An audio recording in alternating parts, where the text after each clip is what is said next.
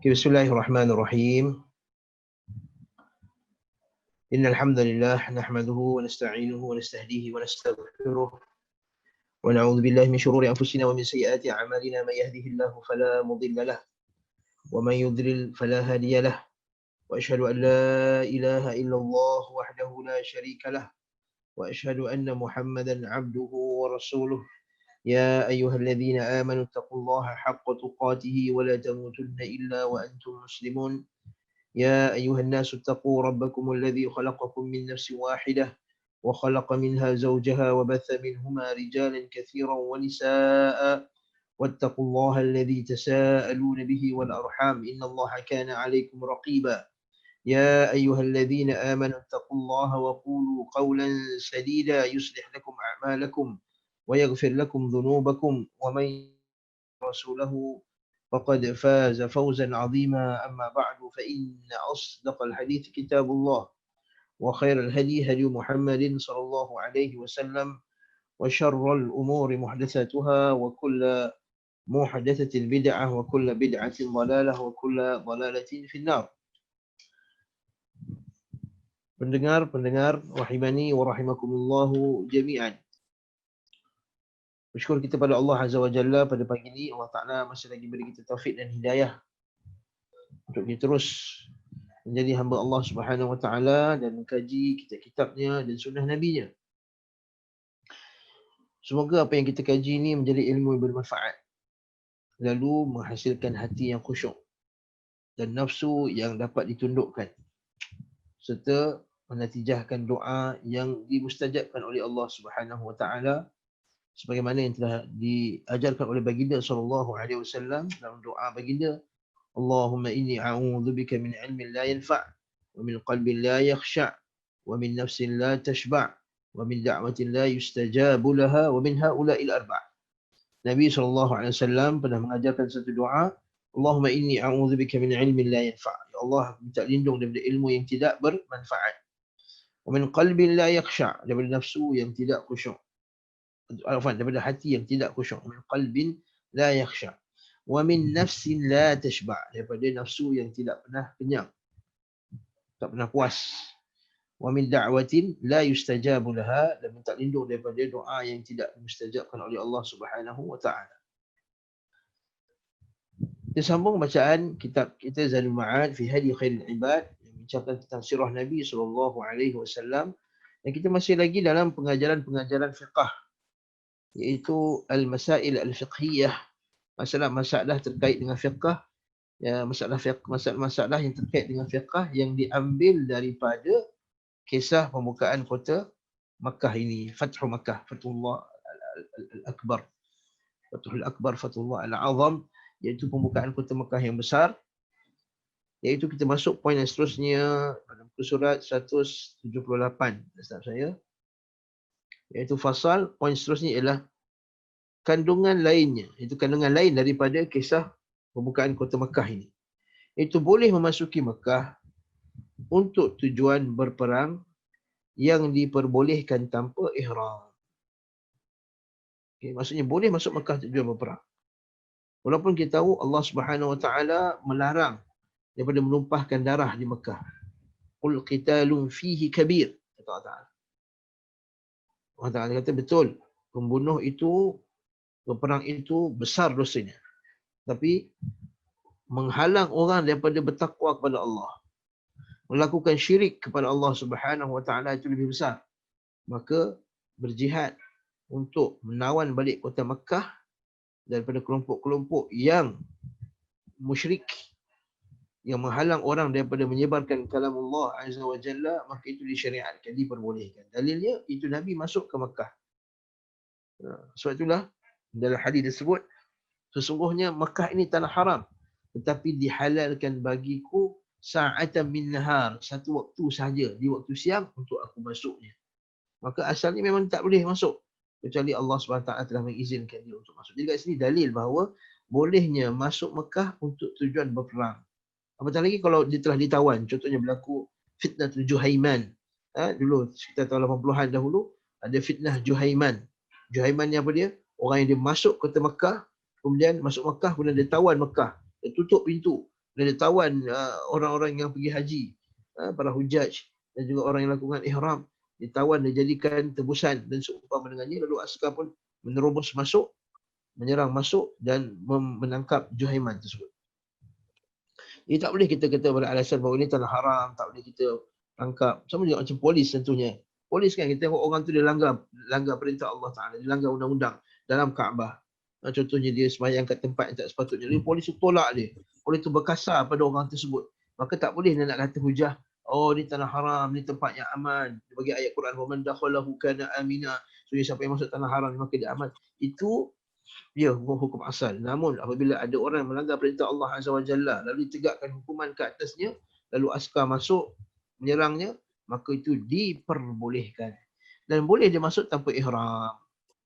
Boleh masuk tanpa ihram. Maksudnya boleh kita masuk Makkah tanpa ihram kalau kita memang tak ada niat nak umrah dan haji.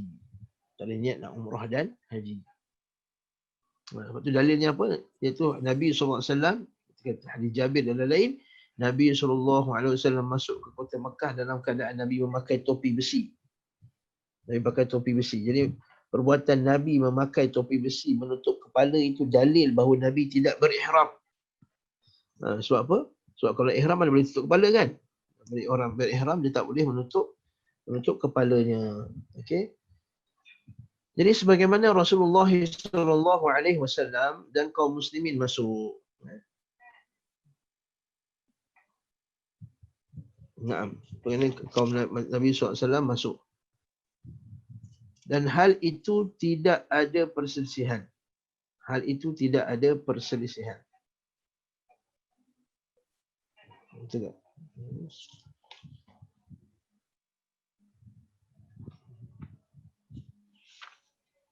Tu saya baca dekat tempat ni. Betul-betul. Okey. Jadi hal itu tidak ada terdapat perselisihan dan tidak ada perbezaan pendapat pula. Kama dhahaba ilaihi jumhur ahli wala yu'raf fi dhalika khilaf. Tidak dikenali, tidak ada khilaf dalam masalah itu. Illa 'ani Syafi'i. Melainkan daripada mazhab Syafi'i. Okey. Wa Ahmad. Wala khilaf annahu la yadkhuluha min man arada al-hajj aw al-umrah illa bi ihram. Okey. Dan hal ini tidak ada perselisihan dan tidak ada perbezaan pendapat pula bahawa tidak diperbolehkan masuk ke Mekah untuk tujuan haji atau umrah kecuali terlebih dahulu berihram. Ini confirm. Jadi kalau nak masuk umrah kena masuk dalam keadaan ihram.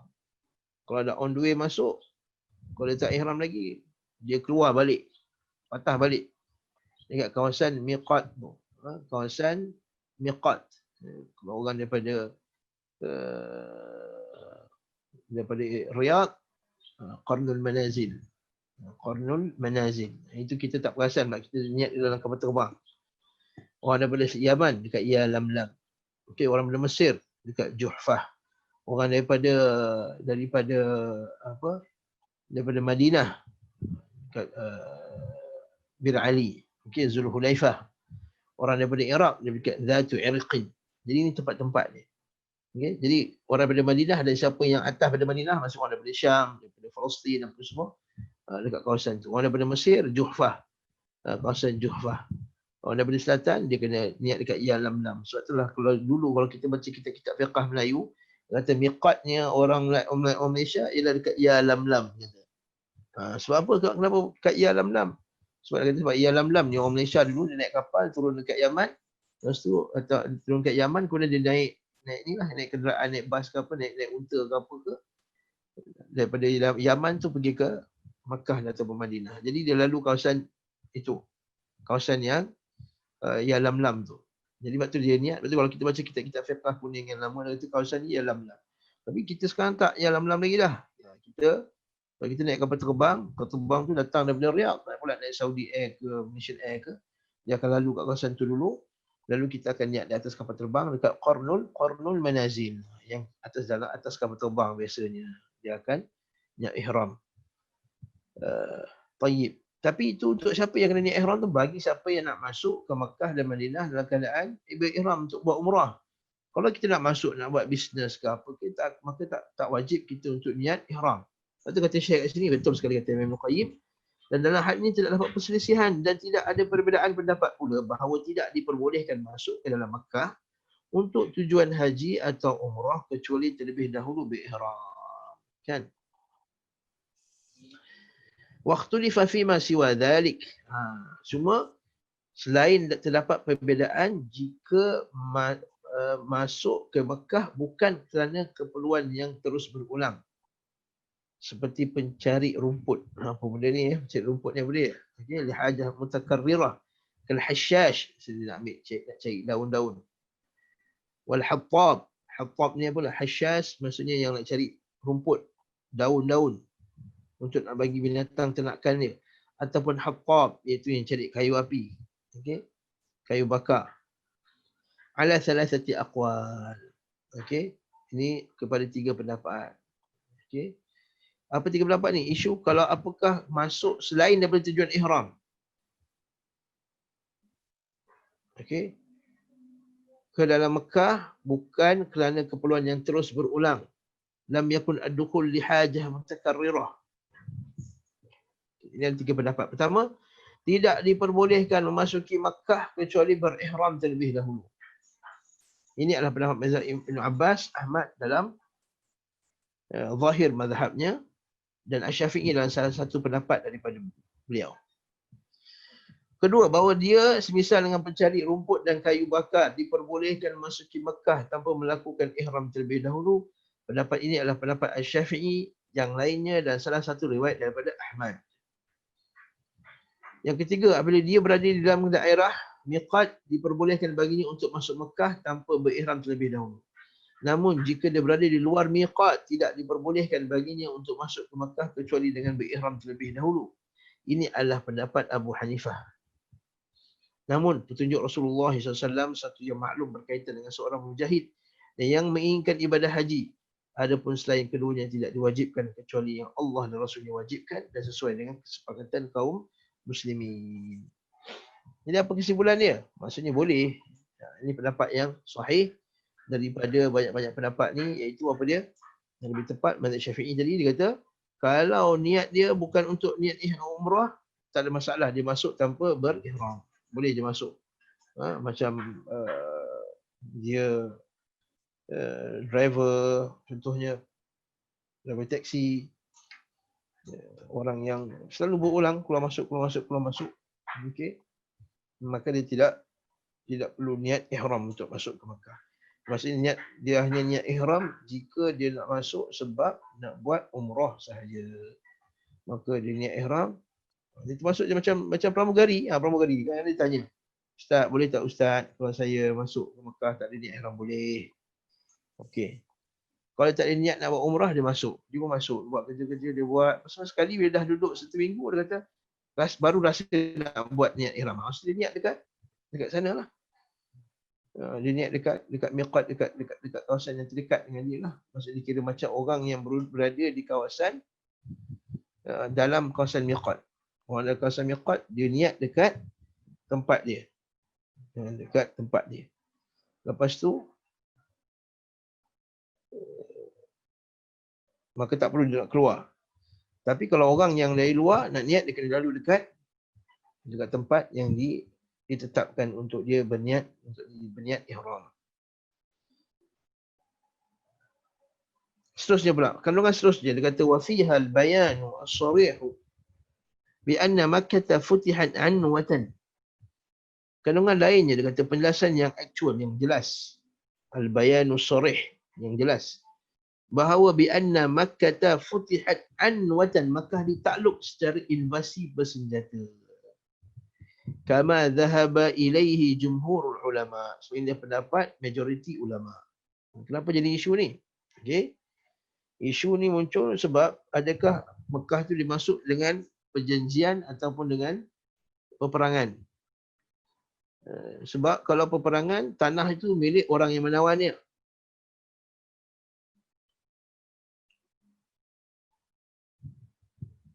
Kalau tanah tu kalau dalam perjanjian, maka Nabi SAW tak ada hak ke atas tanah tersebut. Tanah itu masih lagi dalam milik siapa? Milik tuannya masing-masing. Ini dia punya argument. Argument dia kata apa? Kalaulah Mekah itu dimasuk melalui tawanan, dan saya tanah-tanah tu Nabi dah bagi-bagi dah dekat orang-orang yang pergi berjihad tu. Tapi Nabi tak bagi, Nabi kekalkan pada orang-orang yang asal. Jadi itu dia kata, hujah bagi mereka kata ini bahawa Mekah tidak ditawan secara bersenjata. Faham tak? Lalu menatijahkan satu lagi kesan pula daripada pendapat ini, iaitu tak boleh serang Mekah. Yang boleh hanyalah buat perjanjian untuk menyebabkan orang yang melakukan kesalahan tu ikut apa yang kita telah tetapkan kat atas di undang-undang. Jadi pendapat ini Al-Imam Ibn Qayyim seumpama tidak bersetuju. Jadi dia kata tak, sebenarnya Makkah itu ditawan dengan invasi. Anwatan, bahasa Arab panggil anwatan, maksudnya cara berperang. Paksa. Lepas tu dia kata, dan dalam hal itu tidak dijumpai perbezaan pendapat kecuali daripada Asy-Syafi'i dan Ahmad, dan salah satu pendapat beliau. Wala yu'raf fi dzalika khilafun, tidak dikenali padanya ada khilaf illa 'ani Syafi'i, daripada Syafi'i wa Ahmad fi ahadi qawlayhi, daripada Syafi'i dan Ahmad dalam salah satu daripada pendapat beliau. Wa siyaqul qissati awdahu syahidin liman ta'ammalahu liqaulil jumhur. Kata Syekh lagi, dia kata konteks kisah ini ada bukti paling jelas bagi yang hendak menelaah pendapat majoriti ulama. Maksudnya siapa yang nak kaji pendapat yang memikirkan pendapat majoriti, iaitu bahawa Mekah ini ditawan secara paksa, maka dia akan nampak dalam kisah ni ada poin yang jelas. Okey. Walamma istahjana Abu Hamid al-Ghazali. Abu Hamid al-Ghazali. Ketika Abu Hamid al-Ghazali, Imam al-Ghazali mencela, menolak pendapat yang mengatakan bahawa Mekah ditaklukkan melalui perdamaian, haka qaul Syafi'i, dia melantas mengutip Imam Abu Hamid Ghazali, ulama mazhab Syafi'i, walaupun dalam keadaan kesufiannya dan juga ilmu kalamnya, tapi kita tak boleh nafikan bahawa Al-Imam Al-Ghazali alim mazhab Syafi'i. Betul dapat Al-Imam Ibn Qayyim, nampak Al-Imam Ibn Qayyim adalah orang yang paling kuat lawan Sufiyah, paling kuat lawan Al-Asy'ariyah. Tetapi para ulama Islam ni adil. Kalau kita tahu dia ni alim dalam satu bidang, kita iktiraf di kealimannya dan ilmu yang disebutkan. Betul dapat di sini disebut Al-Imam Abu Hamid Al-Ghazali. Jadi dia lantas mengutip pendapat Asy-Syafi'i bahawa Makkah ditaklukkan dengan invasi bersenjata dalam kitab beliau Al-Wasit. Dia mengatakan ini adalah mazhabnya Asy-Syafi'i. Ini adalah mazhabnya Asy-Syafi'i. Okey. Nah, ulama yang berpendapat bahawa Makkah ditaklukkan secara perdamaian mengatakan, kata waqala ashabus sulhi law futihat anwatan. Nampak ni, seandainya Makkah ditawan secara invasi anwatan bersenjata, tentulah Rasulullah SAW membahagikan harta rampasan perang. Betul tak? Dia kata asamahan Rasulullah SAW, Nabi akan bahagikannya bainal ghanimin kama qasama Khaybar.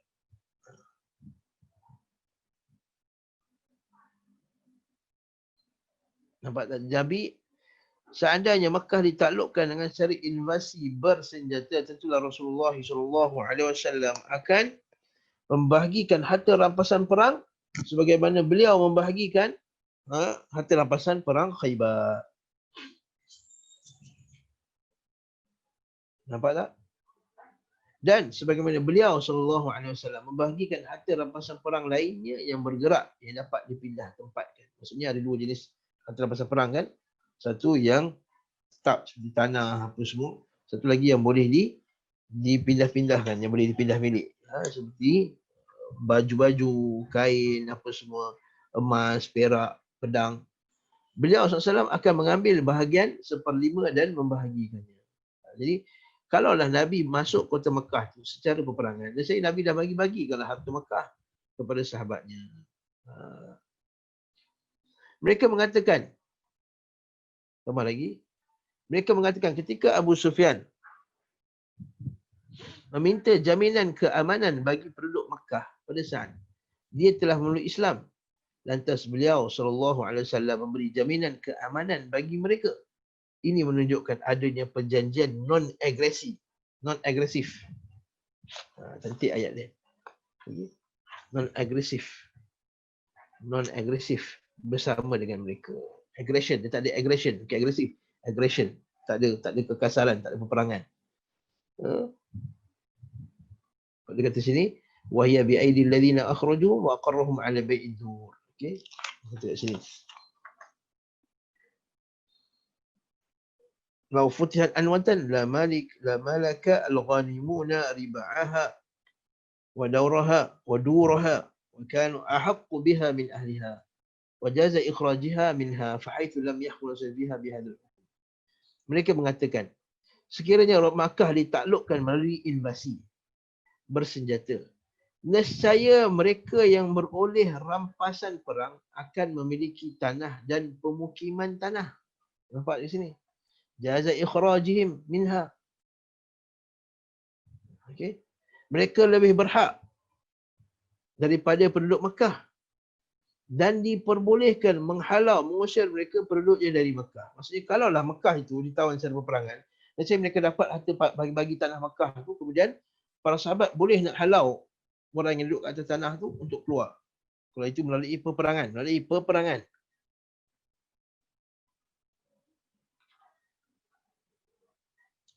Sementara ketika Rasulullah SAW tidak memberlakukan hukum ini.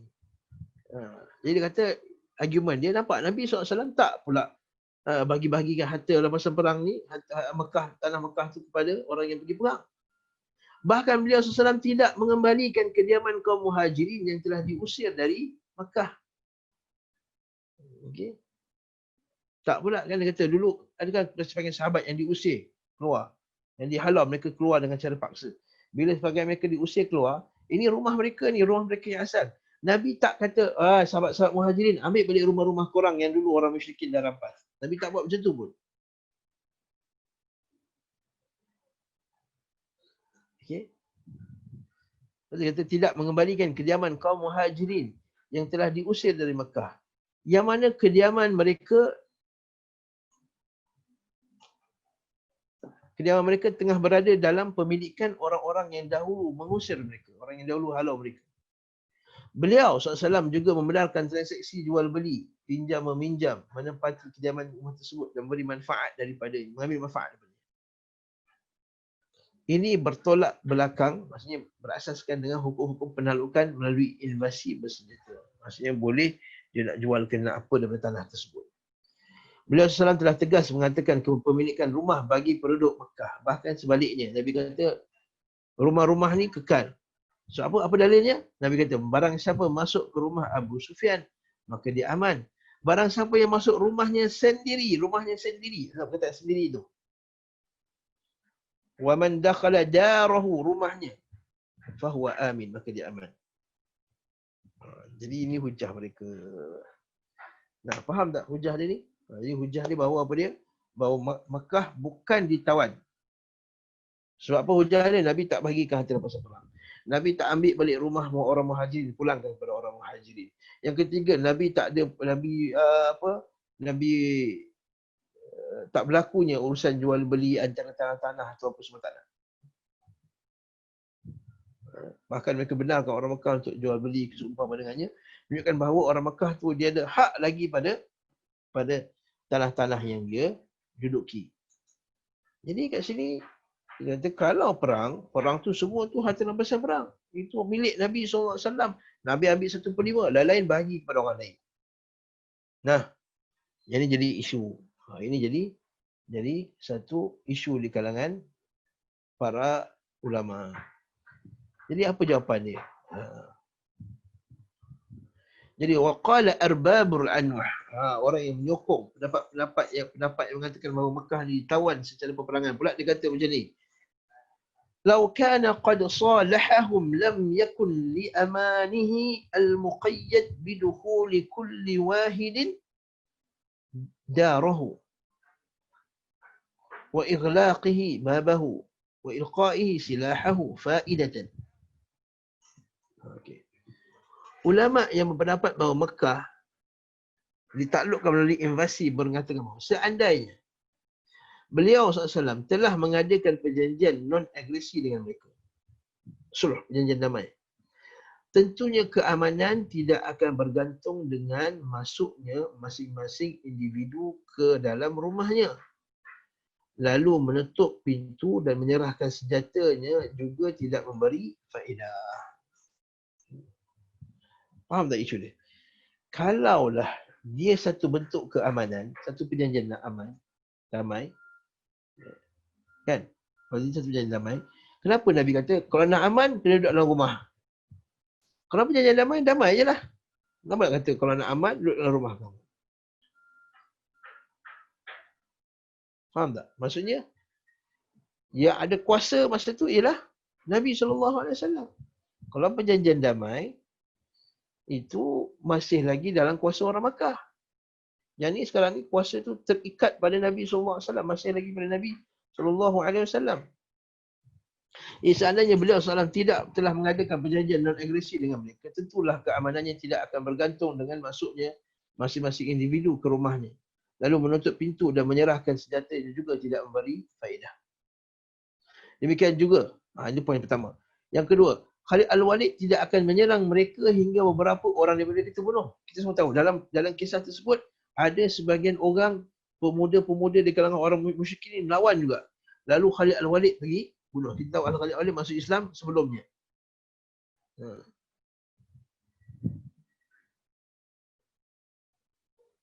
Dia masuk ke Mekah dan dia telah bunuh siapa?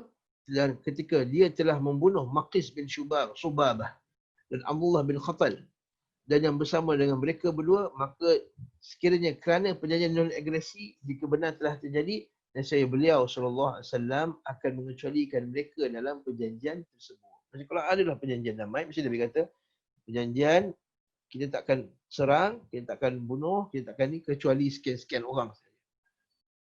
Tapi Nabi tak ikat dengan syarat tu. Faham tak isu kedua? Isu kedua ialah berlakunya pembunuhan. Berlakunya pertembungan senjata pada satu sisi ketika pembukaan kota Makkah itu. Dan hal ini serta hal yang berikutnya akan dikutip insya-Allah. Sekiranya Makkah ditaklukkan melalui perjanjian non-agresi, tidaklah beliau SAW memerangi mereka yang cuba nak halang tadi.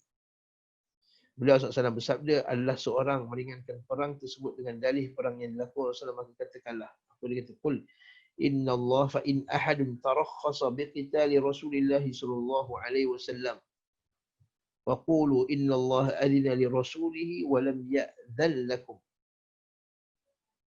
Bila seorang meringankan perang tersebut dengan dalih perang yang dilakukan. Maksudnya kalau ada orang dia cari alasan untuk nak serang Mekah dengan satu alasan peperangan yang dilakukan oleh Rasulullah SAW, maka katakanlah sungguhnya Allah telah mengizinkan bagi Rasulnya dan tidak mengizinkan bagi kalian. Tidak mengizinkan kalian untuk berperang. Okey, di Makkah. Tapi dia hanya izinkan untuk Rasulnya SAW. Jadi, maklum adanya bahawa izin itu dikhususkan hanya bagi Rasulullah SAW. Izin tersebut adalah izin untuk berperang. Bukan mengadakan perjanjian damai. Kerana izin dalam perjanjian damai bersifat umum. Tak perlu ada perintah daripada Allah Subhanahu Wa Taala. Juga sekiranya Mekah ditaklukkan melalui perjanjian non-agresi, tentulah beliau SAW tidak akan mengatakan bahawa sungguhnya Allah telah menghalalkan baginya. Takkanlah Allah Ta'ala menghalalkan perjanjian damai, tidak. Sebab memang kalau buat perjanjian damai dekat Mekah, tak ada masalah, bukan dosa. Bila sebut Allah Ta'ala menghalalkan bagiku pada hari ini dalil bahawa, bahawa asalnya benda itu haram. Itu salah Mekah. Asalnya benda itu adalah haram. Betul tak? Asal benda itu adalah haram. Kemudian, apa yang berlaku? Nabi SAW kata, aku dibenarkan bagiku, dihalalkan bagiku.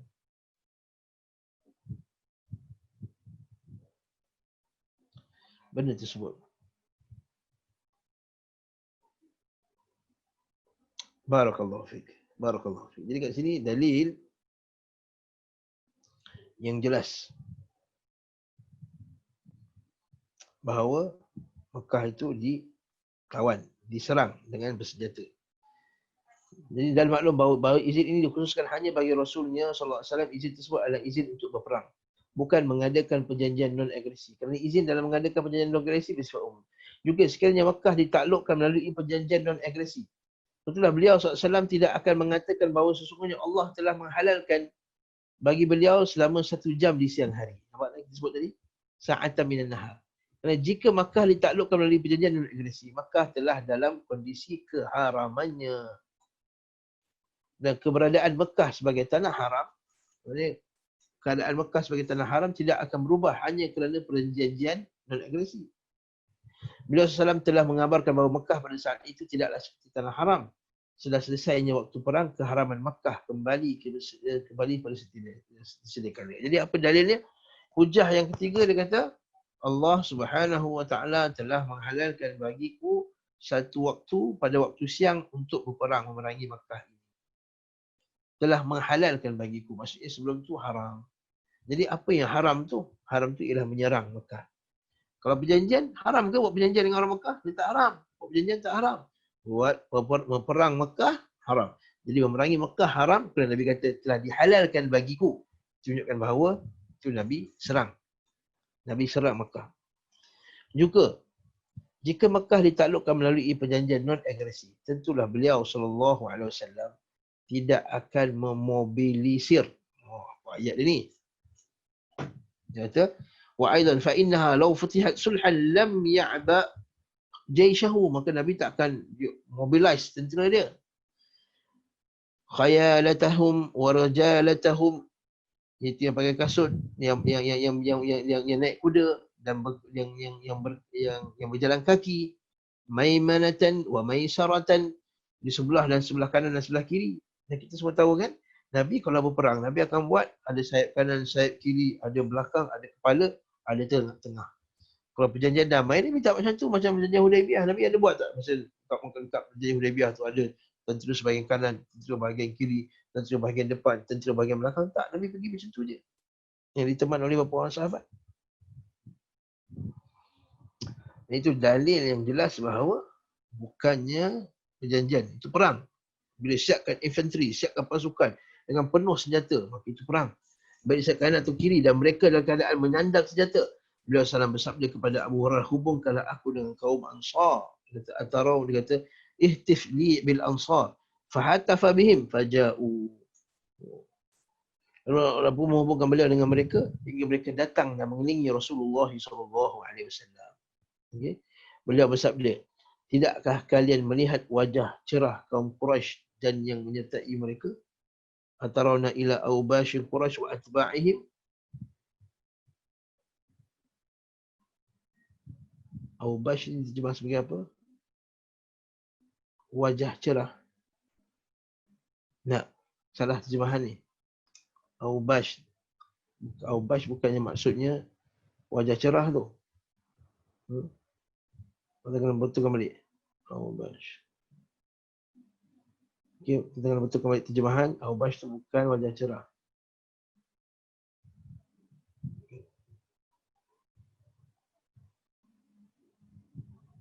Itu terjemahan salah ni. Tuan betulkan tuan dan puan-puan sekalian. Dia kata tidak kalian melihat wajah. Bukan ni.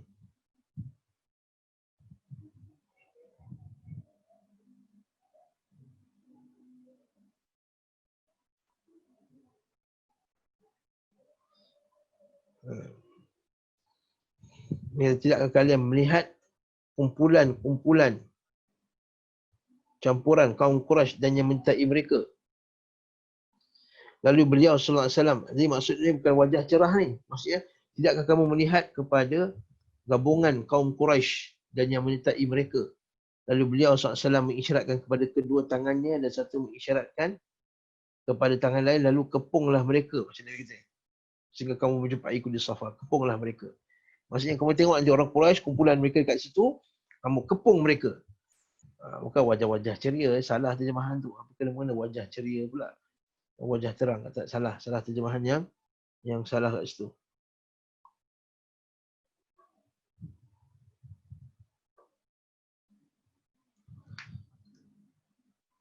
Hmm. Nah, hingga Abu Sufyan kepung. Hingga Abu Sufyan kata, hidup kami Quraisy telah dihalalkan. Tiada lagi. Wahai Rasulullah, hidup kami Quraisy telah dihalalkan. Tidak ada lagi Quraisy pada hari ini. Apa maksud dia ni? Ya Rasulullah, ubihat khadra Quraisy la Quraisy ba'da al-yawm. Man alaqaba fahuwa amin. Jadi kata khadra Quraisy, maka telah dihalalkan. Maksudnya kampung orang Quraisy telah dihalalkan untuk diperangi. Itu maksudnya. Kalau kita baca sekali, wahai Rasulullah, hidup kaum Quraisy telah dihalalkan. Jangan lagi Quraisy pada hari ini. Maksudnya, wahai Rasulullah, hari ini orang Quraisy telah dibenarkan untuk diserang, untuk dihapuskan, untuk diperangi. Maka habislah, tak ada Quraisy lagi, tak ada lagi orang Quraisy pada hari ini. Seolah macam Abu Sufyan kata, wahai Rasulullah, janganlah binasakan mereka semua. Kita semua orang Quraisy. Kalaulah perang Rasulullah dengan tentera sebanyak ni, pasukan Mekah, habislah orang Quraisy. Habislah orang Quraisy. Tapi macam seolah-olah Abu Sufyan nak kata, ya Rasulullah, kau pun orang Quraisy juga. Janganlah hapuskan semua orang Quraisy. Maka Rasulullah menjawab, barang siapa yang menutup pintu rumahnya, masih masuk rumahnya, tutup pintu, tak masuk campur, maka dia beroleh keamanan. Itu maksud dia. Jadi ucapan ini, ucapan yang ada bau-bau peperangan. Betul tak? Ucapan itu adalah peperangan. Ucapan ini mustahil jika keadaannya adalah perjanjian damai. Dan sekiranya telah didalui dengan perjanjian damai dan hal tersebut sekali-kali tidak terjadi, maka perjanjian tersebut telah batal walaupun tanpa ucapan tersebut. Okay. Juga bagaimana mungkin fakaifa yakunu sulhan, macam mana boleh jadi dia satu perjanjian? Wa innama futihat bi ijafil khayl war rikab. Sungguhnya dia telah dibuka, ditakluk dengan serangan kuda dan yang berjalan kaki. Walam tahbisallahu khayla rasulihi wa rikabihi anha. Dan Allah tidak menghalangi kuda Rasulnya dan pasukannya dari menyerang Makkah. Sebagaimana Allah telah menghalangi dari perjanjian Hudaybiyah. Nampak tak? Perjanjian Hudaybiyah, Nabi kata kalau kita nak perang, kita boleh menang lah kalau kita nak serang musyrikin pada perjanjian Hudaybiyah. So masa tu ramai juga 1,400 orang ataupun 1,500 orang yang datang masa perjanjian Hudaybiyah nak buat umrah dengan Nabi SAW. Ramai. Tapi Nabi diizinkan tak ketika berlakunya khabar angin, tersebarnya khabar angin bahawa Uthman dibunuh? Tak. Allah SWT tak kasih, tak benarkan. Okay. Yang ada Mekah, yang dibenarkan dekat Mekah. Maka Allah tidak menghalangi kuda Rasulnya dan pasukan dia menyerang Makkah. Sebagaimana Allah telah menghalanginya pada perjanjian Hudaybiyah. Kerana pada hari perjanjian Hudaybiyah benar-benar merupakan hari terwujudnya perjanjian non-agresi. Tahun ke-6 Hijriah. Ingat lagi tak?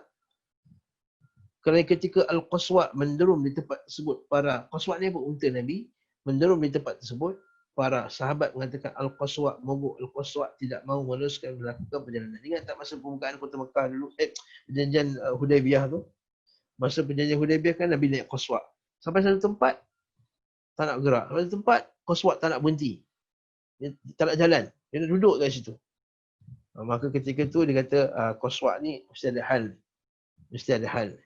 Kan? Khala'at. Ma dhaka laha bi khulqin walakin habasa habisul fil. Nampak tak? Dia kata khala'at Qaswa' dia tak nak pergi. Qaswa' dia tak nak ke depan.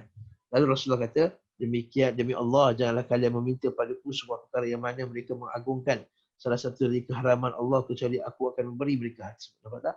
Nabi kata Al-Qaswa' tidaklah mogok, tapi tidaklah demikian kebiasaannya. Maksudnya Qaswa' ni bukan unta yang degil, tetapi dia tertahan oleh yang menahan pasukan gajah. Yang siapa tu? Itu Allah Subhanahu Wa Taala. Dia tahan pasukan gajah dekat tempat tersebut, dekat Hudaybiyah. Macam mana Allah Subhanahu Wa Taala dulu tahan pasukan bergajah Abrahah, tahan gajah tak nak ke depan. Begitulah Allah Taala telah menahan unta Nabi ketika perjanjian Hudaybiyah. Nah, suatu dah itu. Yang kedua, maksudnya memang Allah Ta'ala dah halang unta Nabi untuk pergi ke depan. Sebab tak nak bertembung, tak nak berlakunya peperangan. Tapi masa buka kota Mekah, Allah Ta'ala halang tak? Tak. Kalaulah benda tersebut adalah satu kesalahan, nescaya Allah SWT yang akan tahan dulu unta Nabi SAW. Sebagaimana Allah Ta'ala telah tahan unta gajah Abrahah. Lagi, hujah lagi bahawa Mekah ni ditawan. Lalu Ibrahim bersabda, demi Allah, jika kalian meminta kepadaku sebuah perkara yang mana mereka mengagungkan salah satu dari keharaman Allah, kecuali aku akan beri mereka tersebut. Apa benda ni ayat ni? Ayat dia tukar terbalik kata, wallahi la yas'aluni khuttatan yu'azzimuna fiha hurmatan min hurmatillah. Kalaulah orang musyrikin dia minta aku buat satu perjanjian di mana perjanjian tersebut menjaga kemuliaan Allah Subhanahu Wa Taala, menjaga larangan-larangan Allah. Apa dia? Kan asalnya perang di tanah haram ni dilarang, betul tak? Jadi kalau orang musyrikin nak buat perjanjian damai dengan Nabi masa apa? Masa perjanjian Hudaybiyah tu, supaya keharaman tanah haram tu, maksudnya kemuliaan tanah haram, hukum haramnya tanah haram tu untuk dicerobohi itu dikekalkan, maka Nabi kata aku akan ikut buat perjanjian tersebut. Maksudnya kalau orang musyrikin nak buat perjanjian damai supaya tanah Mekah itu tidak dicerobohi, tidak dikhianati, maka aku akan buat perjanjian. Itu masa Hudaybiyah. Tapi masa buka kota Mekah, Nabi ada buat perjanjian sama tak? Tak. Bahkan Abu Sufyan datang jumpa Nabi berkali-kali minta supaya Nabi memanjangkan perjanjian damai. Yang kita baca sebelum tu, mula-mula jumpa Rasulullah SAW. Rasulullah tak nak terima. Abu Sufyan jumpa Abu Bakar As-Siddiq. Kata, wahai Abu Bakar As-Siddiq, buatlah, wujudlah Nabi SAW supaya berpanjangkan lagi perjanjian damai ni. Okey. Maka Abu Bakar As-Siddiq kata, adakah aku nak panjangkan perjanjian damai di mana Rasulullah sendiri tak nak panjangkan?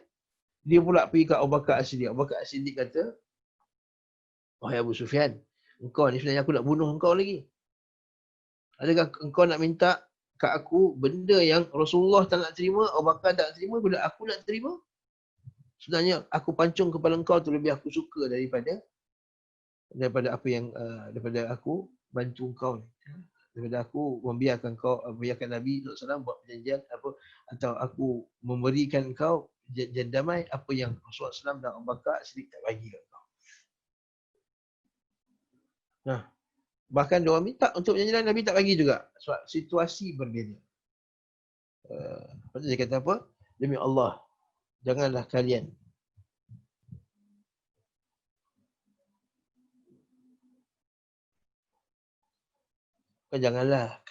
tidaklah kalian meminta kepadaku sebuah perkara yang mana mereka mengagungkan salah satu daripada keharaman Allah, kecuali aku akan beri hal tersebut. Betul kata terjemahan, bukanlah jangan kalian, tidaklah kalian. Tidaklah. La ni la nafi, tidaklah, bukan janganlah. Betul kata terjemahan Kemudian apa lagi? Bukti bahawa Mekah itu ditawan. Demikian pula perjanjian non-agresi yang diadakan dengan surat tulisan dan beberapa saksi dan dihadiri dengan sangat banyak kaum muslimin dan musyrikin. Kaum muslimin pada hari itu berjumlah 1,400 orang. Perjanjian semisal ini terjadi, perdamaian semisal itu terjadi pada Fatu Mekah dan tidak ditulis, dan juga apa dia punya ayat ini? Kadang-kadang terjemah itu salah.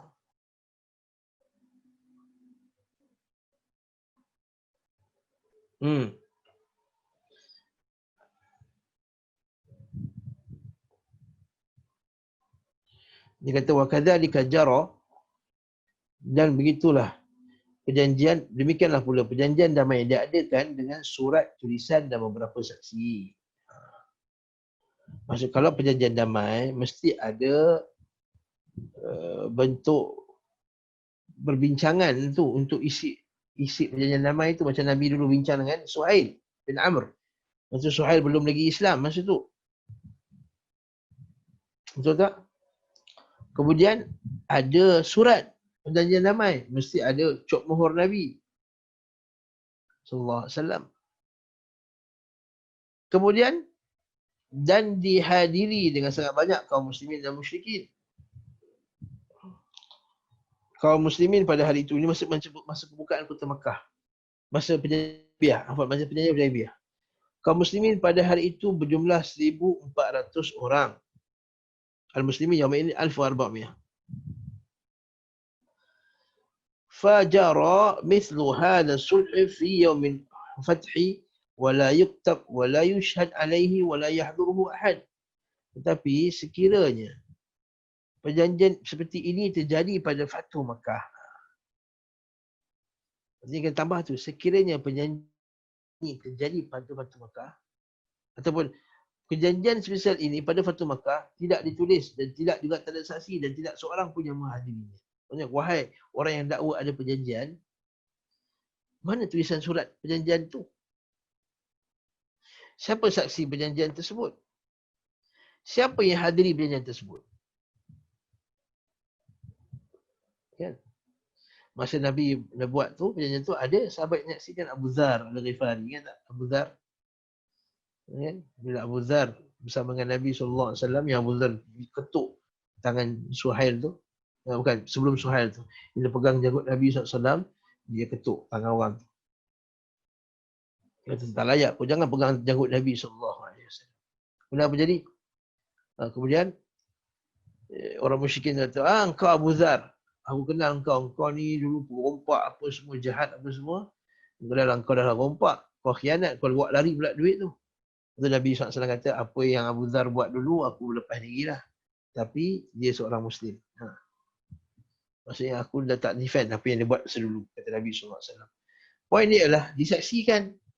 Ada saksi dalam perjanjian tersebut. Ali radhiyallahu anhu menyaksikan perjanjian Hudaybiyah. Umar Al-Khattab menyaksikan perjanjian Hudaybiyah. Abu Bakar As-Siddiq menyaksikan Hudaybiyah. Jadi kalaulah berlakunya, memang berlaku perjanjian damai antara Nabi SAW dengan orang Makkah ketika itu, nescaya adalah perjanjiannya, adalah suratnya, adalah orang-orang yang apa? Yang memerhatikannya. Jadi kat sini dalil bahawa tidak, dekat Makkah itu, bukan kota Makkah itu tidak ada perjanjian damai. Jadi tidak ada seorang pun, tidak ada kutipan tata cara dan syarat-syarat perjanjian ini. Ini adalah satu yang tertolak dengan sangat jelas. Perhatikanlah sabda beliau. Sesungguhnya Allah telah menahan pasukan gajah untuk masuk ke Makkah. Namun Allah memberikan penguasaan terhadap Makkah bagi Rasulnya dan kaum mukminin. Allah Ta'ala memberi penguasaan. Allah Ta'ala memberi penguasaan. Wasallata alaiha rasulahu wal mu'minin. Memberi penguasaan. Bila kita kata memberi penguasaan, itu taklukan. Bukan dia perjanjian damai. So, masa perjanjian damai, perjanjian Hudaybiyah, Nabi ada kuasa lagi tak dekat Makkah? Tak ada. Masih lagi tidak ada kuasa di Makkah. Bagaimana mungkin difahami dari perkataan beliau sallallahu alaihi wasallam? Kaifa yufhamu minhu anna qahra rasulih sallallahu alaihi wasallam wa jundihi al-ghalibin li ahliha a'zam min qahr al-fil? Bagaimana pula difahami daripada perjanjian beliau SAW bahawa pendudukan Rasul dan pasukannya yang mengalahkan penduduk Makkah lebih agung daripada pendudukan pasukan gajah terhadap mereka. Sehingga Allah menghalangi pasukan gajah tersebut. Dan Allah menjadikan Rasul dan kaumnya menguasai mereka.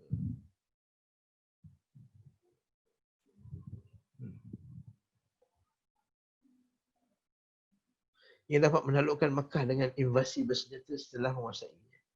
Serta mendapat kekuasaan dari invasi tersebut dan kehinaan bagi kekafiran dan penyandangnya.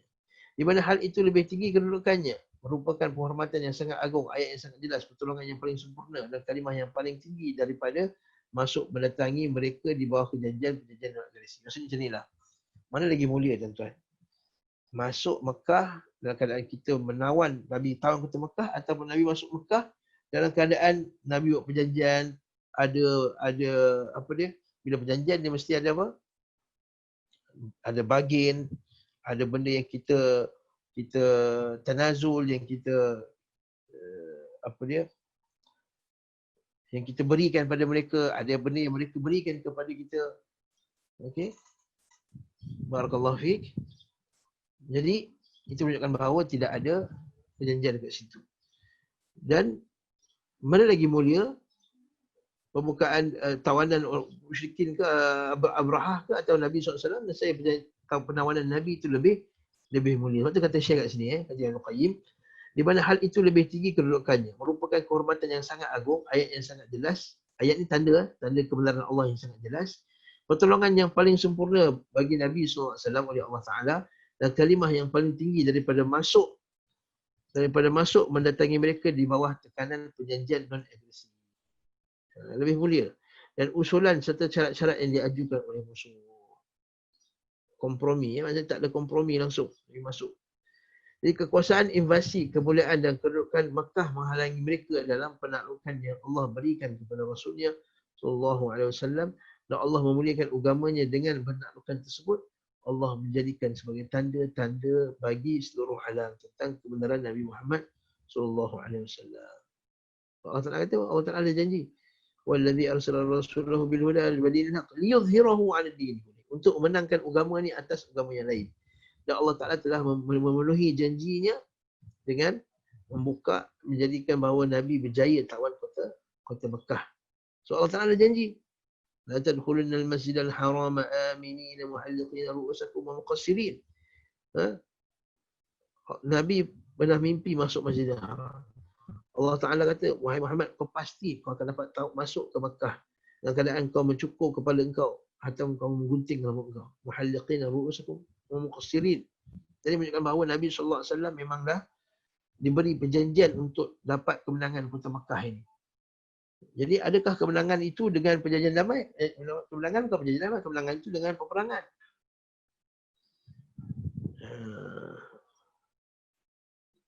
Pendapat ini didasari, okey, soalan tanda soalan. Okey.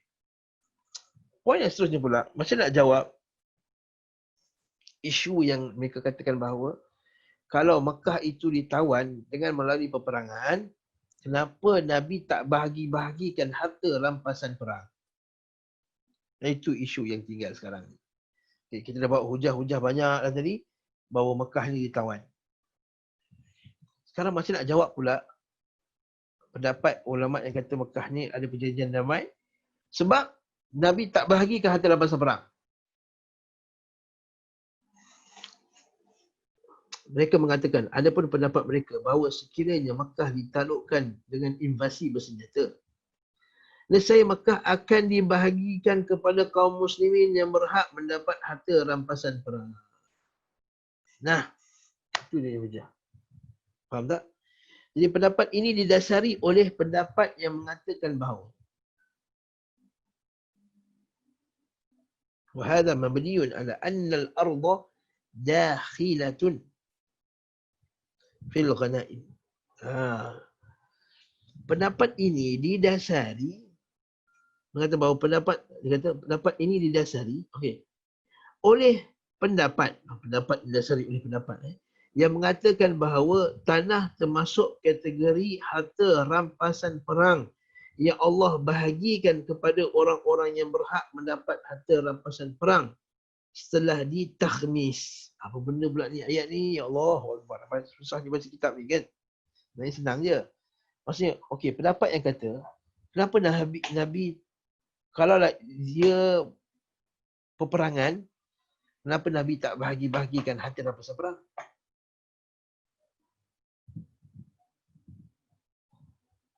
Okey. Pendapat ini datang sebab apa? Sebab dia asalnya daripada satu pendapat fiqh. Dia kata apa? Iaitu tanah termasuk daripada harta rampasan perang yang wajib dibagi-bagikan. Okay. Bila kita kata harta rampasan perang, apa dia? Pedang, contohnya rantai, gelang, kasut, baju besi, perisai. Harta-harta yang diorang bawa masa diorang pergi perang tu. Okey, itu harta rampasan perang. Tanah masuk tak dalam kategori harta rampasan perang yang perlu dibahagi-bahagikan? Tapi sebelum bahagi-bahagi, dia kena apa? 1/5 Rasul SAW akan ambil. 1/5 Rasul SAW akan ambil. Nabi ambil untuk dirinya atau diberi kepada apa dia? Baitul Mal. Beri kepada pembendaharaan negara. Jadi isu yang timbul, apabila ada orang berpendapat bahawa tanah itu part of harta rampasan perang yang wajib dibahagi-bahagikan, maka kesannya adalah bila Nabi masuk tak bahagi-bahagikan tanah tu, maksudnya dia bukan harta rampasan perang. Itu poin dia. Nah, kalau harta rampasan perang Nabi dah bahagi-bahagikan, tapi Nabi tak bahagikan. Sebab apa? Sebab pendapat mereka mengatakan bahawa tanah juga ialah harta rampasan perang yang wajib dibagi-bagikan. Kat sini lah Imam Ibn Qayyim, dia menjawab balik. Dia kata yang wajib bahagi-bahagi itu harta rampasan perang selain daripada tanah. Adapun tanah adalah di bawah kehendak maslahah pemerintah. Kalau pemerintah dia rasa bagi-bagikan tanah, bagi-bagikan. Kalau pemerintah rasa tak sesuai nak bagi-bagikan, jangan bagi-bagikan. Apa dalilnya? Umar Al-Khattab bila tawan Syam, Umar Al-Khattab dia kekalkan tanah tu pada pemilik. Umar Al-Khattab dia tak bagi-bagikan kepada orang yang pergi perang. Okey. Betul dikata kat sini ya. Pendapat ini didasari oleh pendapat yang mengatakan bahawa tanah termasuk kategori harta rampasan perang yang Allah bahagikan kepada orang yang berhak mendapat harta rampasan perang setelah ditakhmis. Ditakhmis dibahagi 1/5. Maksudnya 1/5 Nabi ambil dulu. Takhmis bila kata al-khamsah. Akan tetapi majoriti sahabat dan para imam sepeninggalan mereka menyelisihi hal itu. Yakni bahawa tanah tidak termasuk dalam kategori harta rampasan perang yang wajib dibagikan. Ini pendapat yang satu lagi. Dan kamu yang mengatakan bahawa tanah itu wajib dibagi-bagikan, memang kamu kata ini bukan peperangan sebab Nabi tak bagikan tanah. Tapi bagi kami, tak ada masalah kalau perang sekalipun. Kalau Nabi tak bagi-bagi pun sebab tanah dia bukan macam harta rampasan perang yang lain. Itu poin dia. Kerana waktu Bilal dan sahabatnya meminta kepada Umar Al-Khattab radhiyallahu anhu untuk membagikan mereka tanah yang mereka telah taklukkan. Yang ini tanah Syam yang berada di sekitarnya. Dan mereka berkata kepada Umar, ambillah 1/5 daripadanya, kemudian bagikanlah. Maka Umar menjawab, tanah ini tidak termasuk dari harta yang harus dibahagi-bagikan. Akan tetapi aku akan menjaganya sebagai al-fai'. Al-fai' ni apa lagi? Harta rampasan yang bukan melalui peperangan. Iaitu musuh tu dia lari. Maka dia termasuk daripada al-fai' bagi kalian dan kaum muslimin. Maka kalau harta al-fai' macam mana? Harta al-fai' dia tertakluk mengikut budi bicara pemerintah. Al-fai' ni apa tuan? Apa beza al-fai' dengan al-ghanimah? Ghanimah harta rampasan perang. Dalam masalah kena bagi 1/5 Baitul Mal ambil, bakinya bagi-bagilah kepada orang yang pergi perang. Bergantunglah macam mana. Kalau naik kuda dapat 2 bahagian, jalan kaki 1 bahagian. Contohnya, sebab naik kuda dia kena bela kuda tu, dia kena bagi makan kuda tu. Dia dapat 2. Ni jalan kaki 1. Contohnya sebab dia tak ada kuda nak bagi makan. Jadi dapat lebih. Orang yang ada kuda dapat lebih. Dapat lebih daripada harta rampasan perang tadi. Tapi tanah sorry. Satu lagi al-fai'.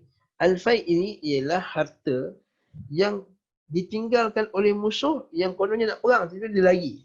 Pergi al-fai'. Ataupun dihalau. Contohnya, berlaku peperangan antara Islam dengan negara kafir, tapi tak sempat nak perang. Negara Islam dah masuk ke negara kafir tu, orang tu dah lari dah. Dia tinggalkan duit dia, dia tinggalkan emas dia, tinggalkan kereta dia, tinggalkan beg dia, tinggalkan kasut dia.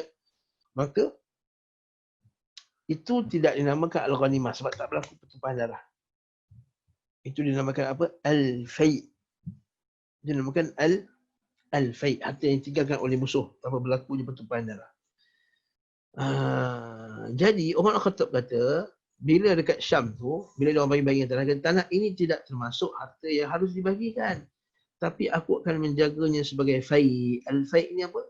Al-fai' ni harta tadi yang disebut tadi. Dan fai' ni tak sama macam ghanimah. Fai' ni terletak di bawah budi bicara pemerintah macam mana nak bahagi-bahagikannya. Bila lah sahabat berkata, bahagikanlah tanah tersebut untuk kami. Umar lalu menjawab, demi Allah, wahai Allah, cukupkanlah aku dari Bilal dan para pengikutnya. Maksud kata, ya Allah, jauhkanlah aku dari Bilal dan pengikutnya. Umar kata doa. Dan sebelum berlalunya haulnya, di mana di antara mereka telah ada yang berpaling. Kemudian Rasulullah sahabat radhiyallahu menyepakati Umar atas pendapat ini. Mereka juga dalam penaklukan Mesir, Iraq, Tanah Parsi dan negeri-negeri lainnya ditakluki melalui strategi invasi. Para khulafa ar-rasyidin tidak membahagikannya walaupun satu kampung pun tidak bagi-bahagikan. Masih kekal lah dia sebagaimana yang asal. Tidaklah tepat jika dikatakan bahawa hati mereka merestui dan mewakafkannya dengan keredaan mereka, kerana mereka mengkritik Umar dalam perkara itu. Dia kata tak, sebenarnya para sahabat tadi dia bagi Umar sebab dia dah redha. Tak, ni Umar, ini Bilal, dia minta dekat Umar Khattab. Bahkan dia bahkan seolah-olah dia memaksa Umar bagi. Dia minta dalam keadaan yang tegas. Jadi menunjukkan bahawa hati mereka sebenarnya faham bahawa itu bukan hati rampasan perang. Itu adalah tak ada faid. Dan bila tak dapat, dia rasa macam marah lah. Kenapa tak dapat? Wahai Umar, bagilah. Umar tak nak. Okey. Kerananya mereka mengkritik Umar. Dan Umar menolak mereka. Kemudian memanggil Bilal dan para sahabatnya dan pendapat serta perbuatan beliau dipandang sebagai pendapat yang benar dan taufik yang murni. Akhirnya berlakunya lepas tu, hanya para sahabat Bilal pun mengiktiraf bahawa pendapat Umar itu betul. Dan jika tanah tersebut dibagikan, nescaya mereka akan mewariskan tanah tersebut kepada ahli waris mereka dan kaum kerabat mereka. Dengan demikian, negeri dan desa itu akan menjadi milik seorang wanita atau seorang anak kecil. Jadi bahaya kalau kita berkatakanlah berlaku pada zaman Nabi SAW, Mekah tu dibagi-bagikan. Sekarang ni susahlah. Ini tanah ni milik orang tu, tanah ni milik orang ni, tanah ni milik si fulan, tanah ni milik si fulan. Jadi Mekah dah jadi milik individu. Mekah dah jadi milik individu. Itu masalahnya. Okey. Yang demikian itu akan mendatangkan kerosakan yang besar dan sangat luas. Contohnya. Inilah yang dikhawatirkan oleh Umar Al-Khattab radhiyallahu anhu. Allah telah beri taufik kepadanya untuk tidak membagikan tanah tersebut dan hanya menjadikannya sebagai wakaf bagi orang berperang, diberlakukan sebagai al-faid bagi mereka hingga kaum muslimin berperang. Berkat dari pendapat beliau telah menjadi tampak dan menjadi anugerah bagi Islam dan kaum muslimin dan majoriti umat Islam menyetujuinya. Lalu mereka berbeza pendapat dalam membiarkan tanah tersebut tanpa dibahagi. Yang zahir daripada mazhab Ahmad dan dalam sebahagian besar konteks pendapat bahawa imam boleh memilih. Ini poinnya. Bahawa imam boleh memilih dalam tanah tersebut seiring dengan penilaian maslahat. Bukan dasar penilaian syahwat. Maksudnya, pemimpin kata, oh tanah ni tak payah bagi-bagilah. Kita kekalkan kepada pemilik yang asal, kepada orang yang asal, tanah-tanah yang kosong jangan ambil. Okey. Kerana apa? Masalahnya nanti kalau kita bahagi-bagikan kepada orang Madinah, nanti orang Mekah pula tak ada tanah. Mereka tak ada tempat tinggal. Sebab orang Madinah nanti pula, bukankah Nabi suruh berhijrah ke Madinah, nanti orang berhijrah balik ke Mekah pula sebab dah ada tanah. Dan seumpama dengannya, kan dah susah itu masalah. Jadi apabila masalah yang terbaik bagi kaum muslimin adalah dengan membahaginya, maka imam boleh membahaginya. Namun apabila masalah yang terbaik adalah dengan mewakafkan bagi mereka, maka imam dapat mewakafkannya. Dan jika dipandang membahagi sebahagian tanah tersebut dan sebahagian lain yang diwakafkan, imam boleh melakukannya. Rasulullah SAW melakukan ketiga pembahagian tersebut di mana beliau SAW membahagikan tanah Quraizah dan Bani Nadir dan meninggalkan pembahagian kota Makkah. Nampak tak? Masa Nabi tawan Quraizah dan Bani Nadir perkampungan Yahudi, Nabi bahagi-bahagikan tanah. Tapi masa Nabi tawan Makkah tak. Maksudnya bahawa itu tertakluk kepada pemerintah. Dia hak pemerintah untuk nak bahagi ataupun untuk nak kekalkan, nak wakafkan kepada Baitul Mal. Beliau SAW membagi tanah Khaybar dan meninggalkan sebahagian lainnya kerana melihatnya ada masalah bagi kaum muslimin. Allahu Akbar. Diriwayatkan dari Ahmad dari riwayat yang kedua bahawa tanah tersebut menjadi wakaf seiring dengan penguasaan dan pendudukan atas tanah tersebut tanpa perlu imam menyatakan wakaf dan semua dapat mazhab balik. Ada kata pula tanah Mekah itu tanah wakaf. Terdapat riwayat yang ketiga dari Imam Ahmad bahawa imam membahagikannya bagi orang yang berhak mendapatkan harta rampasan perang sebagai harta yang bergerak dibahagikan kepada mereka kecuali jika mereka meninggalkan hak mereka dari tanah tersebut. Ini dapat mazhab Asy-Syafi'i. Kecuali lah kalau dia tinggalkan, anak ambil lah. Abu Hanifah mengatakan bahawa imam diperbolehkan memilih antara membahagikannya atau merestui pengolahan tanah tersebut dengan mengambil hasil atau mengusir mereka dan menempatkan kaum lain untuk mengolah tanah tersebut dengan cara yang berhasil. Allahu a'lam. Bukanlah inilah yang diperbuat oleh Umar kerana menyisihi nas Al-Quran. Kerana tanah tidak termasuk dalam kategori rampasan perang. Ini Umar Al-Khattab. Dia tak nak bagi harta tanah dekat Mekah, bukan kat Mekah, dekat Syam. Bukan sebab nak langgar perintah Allah Ta'ala Al-Quran. Tetapi adalah kerana maslahah tadi. Okay? Atau masa perang dan Allah memerintahkan untuk ditakhmis dan dibagikan. Kerana itu Umar mengatakan bahawa tanah bukanlah termasuk daripada harta rampasan perang. Ini kata Umar Khattab. Dan juga yang menunjukkan hal tersebut bahawa pembolehan harta rampasan perang tidak diperkenankan kepada selain umat ini, melainkan sebagai keistimewaan umat Islam. Sebagaimana sabda beliau SAW, dihalalkan bagiku harta rampasan perang dan dihalalkan bagi sebelumku. Allah SWT telah menghalalkan tanah tersebut melalui kekuasaan orang kafir kepada umat pengikut Rasulullah SAW sebelum kita. Apabila mereka mendudukinya melalui invasi kekuatan. Kerana Allah menghalalkan bagi kaum Nabi Musa. Kerana Musa pernah berkata kepada kaumnya, wahai kaumku, pergilah ke tanah suci yang telah dikurniakan Allah bagimu dan janganlah kamu lari ke belakang. Lari ke belakang, Janganlah kamu lari ke belakang kerana takut kepada musuh. Maka kamu menjadi orang-orang yang rugi. Sebab tadi kata, hai kaumku, masuklah. Ini perintah Allah, Nabi Musa kan?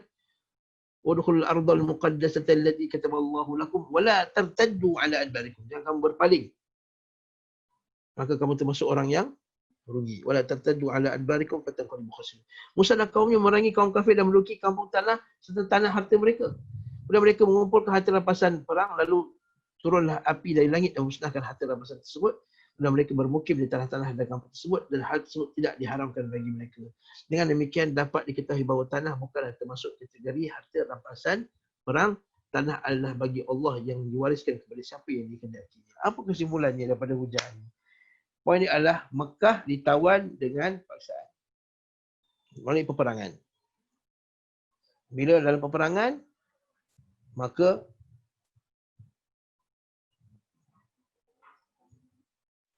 bolehnya memerangi Mekah kalau ada masalah. Itu poin dia. Kalau orang yang berhujah kata Mekah itu bukan ditawan sebab Nabi tak bahagikan tanah, maka jawapan kita pula tanah bukan termasuk daripada harta rampasan perang yang wajib dibahagi-bahagikan. Apa dalilnya? Umar Al-Khattab tak bahagi-bahagikan tanah masa Umar Al-Khattab tawan Syam. Sehingga Bilal paksa atau meminta mendesak untuk bagi, Umar Al-Khattab tak nak bagi juga. Poin seterusnya iaitu tanah itu di bawah maslahahnya pemerintah. Sama ada perintah nak bagi-bagi atau perintah nak kekalkan pada penduduk yang asal dan ambil cukai macam Umar Al-Khattab buat dekat Parsi. Tanah itu dikekalkan kepada orang yang asal, namun dibayar jizyah, kharaj, cukai tanah, maka itu juga tertakluk di bawah pemerintah. Wallahu ta'ala alam bisawab. Poin yang seterusnya panjang juga, jadi saya tak berhadap nak baca. Sebab ini isu Masjidil Haram, tanah haram. Okey. Apa ni hujah seterusnya pula? Tadi hujah dari segi tanah, yang ni hujah tanah haram. Wallahu ta'ala alam bisawab. Kita akan sambung bi'idznillah ta'ala dalam kuliah akan datang, insya-Allah. Subhanakallahumma wa bihamdika asyhadu an la ilaha illa anta astaghfiruka wa atubu ilaik. Sallallahu ala Muhammad wa ala alihi wa sahbihi wasallam. Alhamdulillahirabbil alamin. Wassalamualaikum warahmatullahi wabarakatuh.